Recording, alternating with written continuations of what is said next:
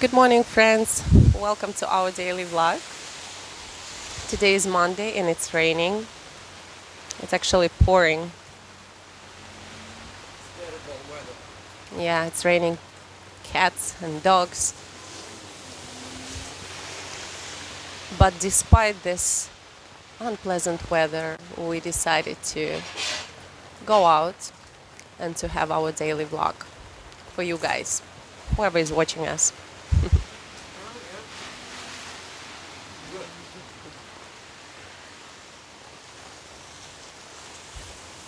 Thank God there are still places where you can drink coffee.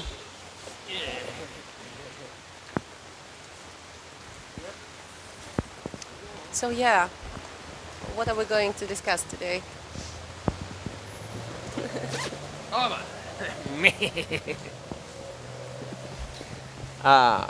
Yeah, it is first the weather. Uh, the weather is terrible today, but we are still here pumping content for your attention. We want to grab your attention. I'm gonna put like a little character when I do this laughter. One of his sub personalities. What is his name? This is it's from the movie Star Wars, but it's not quiet like this. It's somebody else. It's there's this Someone guy. evil. It's an evil little guy that it's okay. I'm gonna hold the microphone because I'm more powerful. So let's discuss sub personalities then. Oh, one wonderful topic today.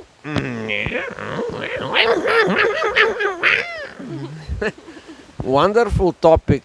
It fits me perfectly, and there's an author of a book about this. This is I'm pointing at the author of a book.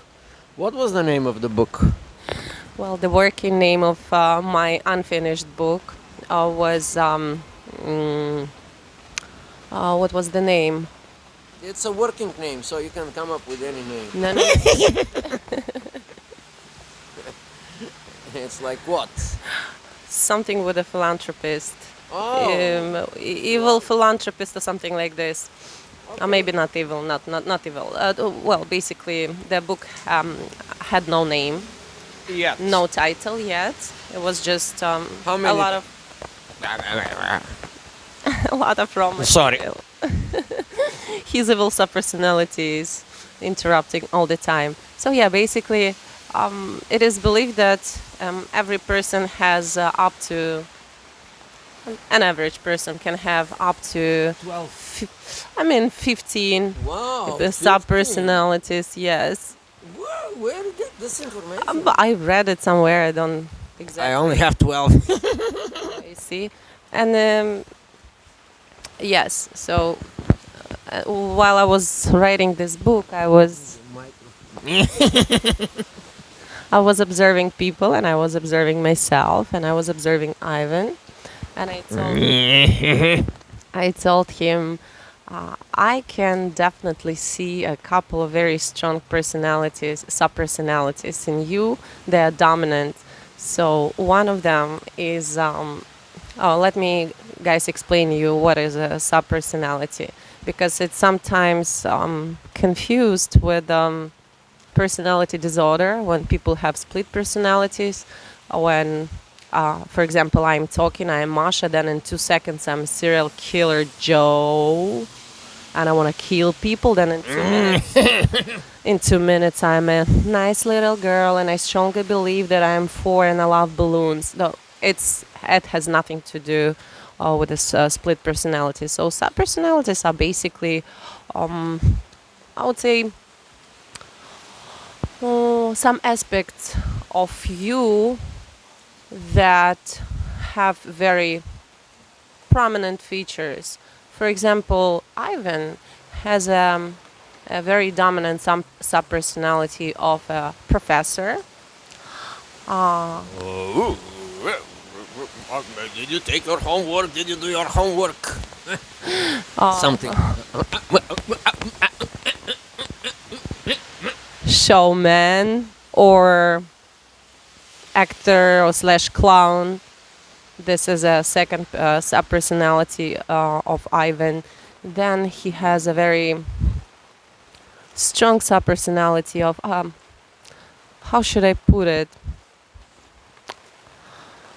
Uh, Targash, businessman. Commercial. Yeah. Hungry, commercial, grabbing money person. Then he has a gentle sub-personality of an artist. And those four sub-personalities are very dominant in this particular person. When I think about myself, yes, I I have like sub-personalities that are not very nice. One of them is actor slash clown as well. We share the sub-personalities and they click perfectly well together. I mean us as a couple. Then I have this artistic sub-personality too. Struggling artist, Exactly. poet, especially a poetry. Yeah, a poet, a writer, whatever. It is a sub personality. It's not just interest. It's not just a hobby. It's like another dominant sub personality we both share is a philosopher, not a professor but philosopher.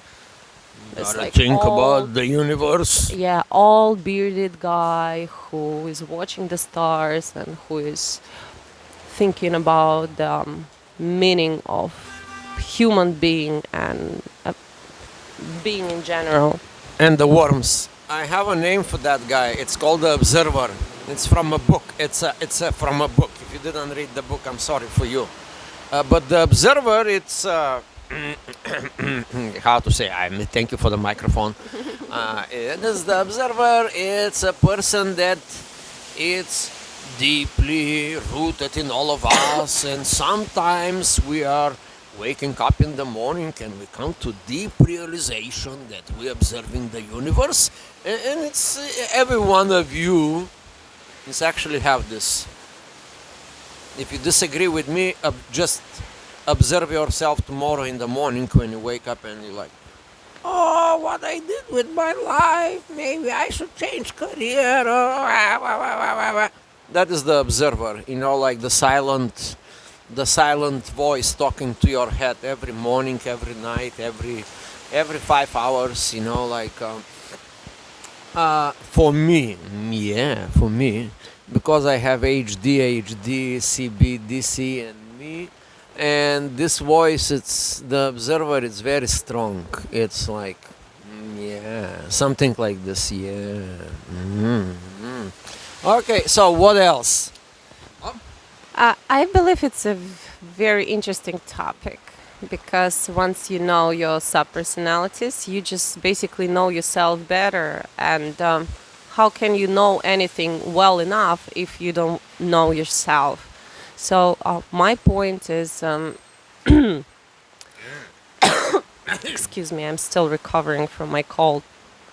My point is that it's very important to study yourself. And one of the beautiful techniques is just self observation and self awareness. And another point is that, my point is that there is no such thing as me, self, as a unified notion. So there is nothing like that. Like me or myself is not, it's not wholesome. It's not something, you know, single. It's a combination of things. And once you start observing yourself and you see that yourself is a combination of many selves, but they are somehow united, I would say. If they have conflict, then it's a psychological disease. But those subpersonalities are usually live in unison, and it's just very interesting and fascinating to observe yourself, and you can actually take a piece of paper and you can write down, and you can even name them and describe the subpersonalities. Like, hey, one of subpersonalities of mine, uh, I will name her Karen.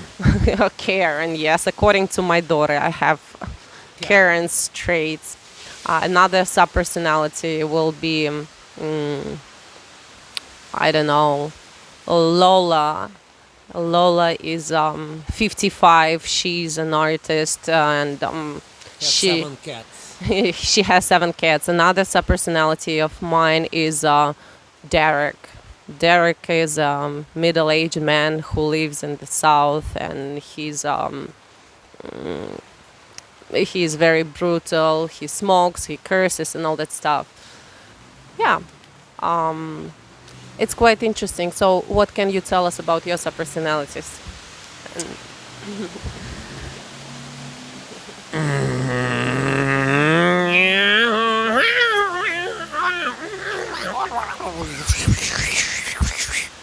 Now, let's talk about from biological point, from biology. It is known that it's like very few people know, but I know. Yeah, I just want to show you that I know. The reality is that we, human body is composed by a couple of, I don't know, I don't even know, couple of trillion cells, right? But there's more to it. Now, let's say we are composed by 50 trillion cells, human cells. In us also live 10 to 13 times more other organisms, bacteria that are not ourselves. They are not our human body. These are the guys that live in your mouth, and they are not you. Also in your gut, just alone your gut, it's 10 times more organisms that live in you. I mean, these are bacteria that are not you. They are not human cells. And some people say, some philosophers say that, these organisms, they have their own consciousness, their own life, their own behavior, and their own desires. And then all of a sudden you may see the whole picture. You think it's you, composed by 50 trillion cells, for example, but there's 500 more trillion non-you entities, and that gives you also different perspective about subpersonality. For example, if you don't take your vitamins in the morning, you may behave slightly differently. If you take certain substances, we can even degrade this talk from biology to chemistry. Your chemical composition, it's not certain, and it's not stable, and it's not forgiven. It's constantly changes. If you drink hot tea, maybe you will think one kind of thoughts. But if you drink hot coffee, that your subpersonality may be completely different. Maybe the professor will show up, maybe the Karen will show up. So, knowing all this data that many scientists suggest this idea that you are actually not you, but you are conglomerate of millions of trillions of entities, and sometimes what is it you? What is it you? You are that entity that controls all this organism within you. So kind of you are like the computer. Even your body may be referred as the computer that is organizing, orchestrating, give direction to all these other guys. So it is important to know that there are other guys within you. And sometimes you may blame yourself. That is a critical mistake, to blame yourself for your doings. Let's say you woke up in the morning and it was rainy and you are in a bad mood. guess what? Maybe some of the bacteria that are in you, they also don't like rain. So they come up, have their own mind, and they like telling you, hey, don't go to work today, it's a terrible, you may lay down, we're gonna digest a little bit more food, we're gonna be more active, because the subtleties of the weather and your counterparts, the bacteria, they may dictate your life. So now your goal is to be strong and to tell them, hey guys, let's go, let's fight the environment. The environment is all above your skin. Everything that is, So from biological standpoint, this also makes some sense.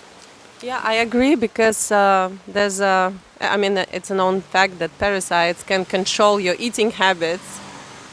For example, if you're craving sweets every night at 3 a.m., it may the mean, evil bacteria. I want sweets. it may mean that you have parasites and they just need the sweets or some particular nutrients for you to feed your body. So yeah, those little guys can control us. And we're controlling them in a way, but they control us too. So once again, what is me? Yeah, you may be, maybe a worm is in you. There is a disease that worm disease, people have a lot of worms in themselves. Tapeworm? Yeah, all kinds of worms we have in ourselves. Oh. There's worm 15 to 20 inches. Some worms, they can go, biological worms, Couple of meters. couple of yes. meters. So, no, if you have this type of worms, your personality ain't gonna be very nice, because these worms, they feed of you. They are foreign entity. They are not part of your They're parasite- biological parasites. ecosystem. So we can divide them to 3 groups. Yeah, there are 3 groups of organism in your body. One is the good ones. We're gonna just call them for now for convenience. I'm not gonna go to the names, but one are good guys, one are bad guys, and one are I'm just Neutral. here, neutral. So they also play a big role in your behavior, and the behavior is reduced down to subpersonalities and personalities, and you should be aware of that. You should go to your doctor and check yourself if maybe you have a long worm of 500 feet around it in your stomach and is constantly, I want more carrots, or something like this, Maybe they don't want carrots, maybe they are vegetarians. Candy. Yeah, maybe they Mostly. want candy, maybe they want meat. So you have been struggling recently to become vegetarian, but there's a shark inside of you, like a huge shark, and I want blood. You're gonna have a huge problem to become a vegetarian, or vegan to be exact. Everything's possible. No. Yeah. So it's important to know your subpersonalities because, let's say, sometimes it can be very beneficial for you to awaken one particular personality. For example, you have a job interview, and Upon demand. yes, and you know for sure that there's one subpersonality, Will win one. on the interview. I never interrupt you when you have your monologues. That's my subpersonality. I'm sorry. Okay, let me hold the microphone. For example, when you know for sure that one of your subpersonalities is a winner or a very successful subpersonality or a very confident subpersonality, you can awaken it on demand. It's something like NLP, I think, where you can, yeah. So it's not it's not something new, but once you know your subpersonalities well, you can probably control them. And as I said, you have a job interview, you have an important meeting where an important decision needs to be made. You just can awaken the subpersonality of a very confident subpersonality. Let's call him or her. What's the name? Derek. No, Derek is a middle-aged man who lives in in south of the United smokes States, too in much. Texas. He smokes too much. No, let's call him Rocky. Rocky. Rocky is a perfect name. So you can awaken Rocky when you have a meeting or a job interview. And here we go. Rocky is now speaking, and Rocky is now nailing the job interview, or Rocky is now nailing the meeting, etc., etc. So yeah, guys, it's a very interesting topic. I will suggest you to start learning yourself better. Whatever you call it, personalities, aspects, traits. Start observing yourselves and other people. Write everything down, document it. And it will be easier for you to, I don't know, to live a better life, to live a more colorful life, to be a better observer, to live in the moment, to be more self-aware, to be more aware of your surroundings. Yeah, it's beautiful. Yeah. I would say that there are 20 minutes mark on the video, so we're gonna... I suppose you have some personality that cannot keep attention for more than 20 minutes, so we have to wrap up this thing. And good luck. So I'm gonna make the aerial shot now.